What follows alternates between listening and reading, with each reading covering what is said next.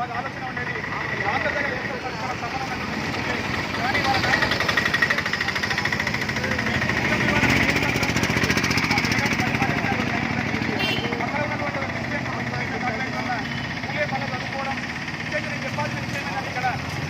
చెప్పినట్లు అక్షరాలు మనకు వస్తేనే, అక్షరాలు మనం నేర్చుకుంటేనే అక్షరాలు మనకు బ్రెయిన్లోకి వెళ్ళిపోవడం, ఆ బ్రెయిన్ నుంచి మనకు లైట్ రావడం, ఆ లైట్ నుంచి జ్యోతి వెలగడం, ఆ జ్యోతి ఇప్పటికీ 250 సంవత్సరాలు అయినప్పటికీ కూడా దేశంలో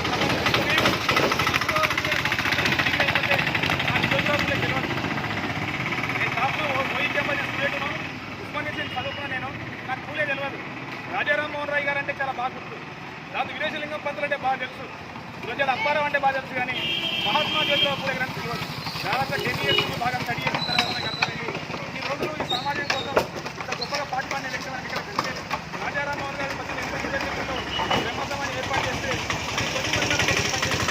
ఇక్కడ పూలే గారు 1948లో ఆయన ఇంగ్లీష్ విద్య రావడం వల్ల సమావేశం ఏంటంటే అక్షరాలు నేర్వాలి, దానికి ఇంగ్లీష్ అక్షరాలు నేర్వాలి ఖచ్చితంగా.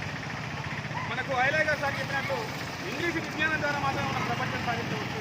ఎప్పుడైతే పూలే గారికి ఇంగ్లీష్ వచ్చిందో, ఆ పూలే అని ఇంగ్లీష్ విద్య అనేది ప్రపంచాన్ని మొత్తాన్ని పరిచయం చేసింది.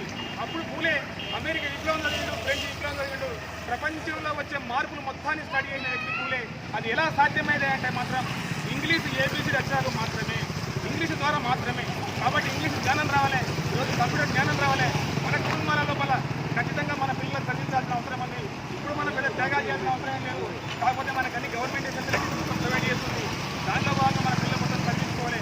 ఎందుకంటే జ్యోతిరావు పూలే గారు ఎప్పుడో ఆయన ఇంగ్లీష్ జ్ఞానం రావడం వల్ల థామస్ వెల్లి రాసిన పుస్తకం, ఒక పుస్తకం రైట్స్ ఆఫ్ మ్యాన్, అంటే మనిషి యొక్క హక్కులు. వేల సంవత్సరాల మన పురాణాలు, వేల సంవత్సరాల వేదాలు మొత్తాన్ని స్టడీ చేసి 18 పురాణాలు మొత్తం స్టడీ చేసి అరే దీన్ని ఇది అని చెప్పి బ్రాహ్మణులే చదువుని పుస్తకాలు స్టడీ చేసి 1873వ సంవత్సరంలోనే గులాంగిరి అనే పుస్తకం రాసిన వ్యక్తి ఎవరంటే పూలే.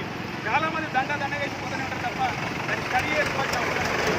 చాలా చిన్న పుస్తకం అని ఫస్ట్ ప్రవేశికని 6-7 పేజీల లోపల ఉన్నది ప్రవేశిక మొత్తం. గులాంగిరి అంటే మన భాషలో బానిస అని అర్థం. ఎవడు చెప్తే గుడ్డిగా నమ్మాల్సిన అవసరం లేదు. మూల కట్టుబాట్లు